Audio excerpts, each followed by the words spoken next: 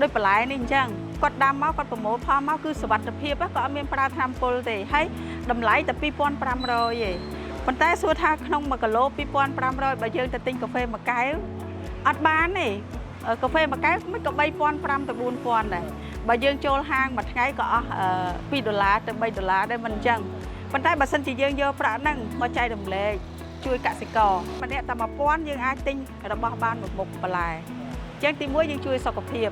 ទី2យើងអាចជួយដល់កសិករហើយការអភិវឌ្ឍក្នុងសហគមន៍ហ្នឹងក៏ល្អដែរបើសិនជាយើងជួយគ្នាម្នាក់បន្តិចម្នាក់បន្តិចទៅវាល្អទាំងអស់គ្នាចា៎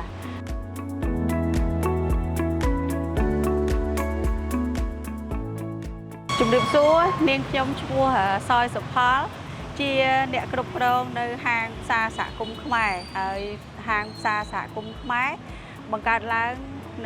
រយៈពេលជាង12ឆ្នាំហើយតាំងពីថ្ងៃទី9ខែវិច្ឆិកាឆ្នាំ2015ហើយបើគិតមកដល់ពេលនេះគឺរយៈពេលជាង12ឆ្នាំហើយអ្វីដែលយើងផ្ដោតគោលសំខាន់គឺទំនុកចិត្តទី1យើងរក្សាទំនុកចិត្តដល់អ្នកទទួលទានទី2យើងផ្ដោតទៅលើធ្វើម៉េចពង្រឹងស្មារតីកសិករឲ្យគាត់ចេះចងក្រងចេះបង្កើតចេះដាំដុះធ្វើម៉េចឲ្យមានសុវត្ថិភាពដើម្បីឲ្យអ្នកទទួលទាននឹងមានទំនុកចិត្តដោយសារយើងបន្លែយើងច្រើនអញ្ចឹងយើងយកបន្លែដែលសុវត្ថិភាពទាំងអស់ហ្នឹងយើងអាចច្នៃជា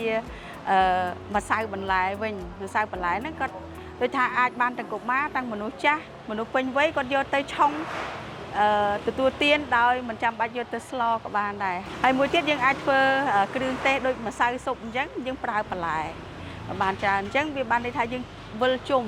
ដើម្បីកុំឲ្យកសិផលហ្នឹងមានការចាល់តទៅទៀតចាខ្ញុំសូមផ្ញើសារទៅដល់បងប្អូនប្រជាពលរដ្ឋខ្មែរទាំងអស់ដែលគាត់ប្រើប្រាស់ផលិតផលឬក៏ទទួលទានបន្លែផ្លែឈើអ្វីក៏ដោយ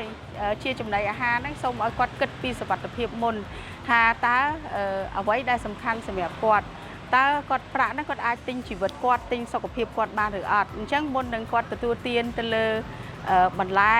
ត្រីសាច់អីសូមឲ្យគាត់គិតពីប្រភពឲ្យបានច្បាស់លាស់សូមឲ្យបងប្អូនយើងគិតផ្ដោតទៅលើការជួយគ្នាចែករំលែកគ្នាបើសិនជាផលិតផលក្នុងស្រុកយើងបើយើងអត់គ្រប់គ្រងយើងទៅទិញផលិតផលដែលនាំចូលហើយយើងចេះតែសាយថាំងឲ្យជួយទប់ស្កាត់កុំឲ្យគេនាំចូលប៉ុន្តែយើងនៅតែគ្រប់គ្រងហ្នឹងយើងធ្វើមិនកើតអញ្ចឹងអ្វីដែលសំខាន់គឺយើងជួយគ្នាបើយើងអត់ចេះចែករំលែកអត់ចេះជួយគ្នាយើងទៅជួយអ្នកដទៃគេនៅតែកសិករយើងគឺនៅតែអត់ទីផ្សារដែរចា៎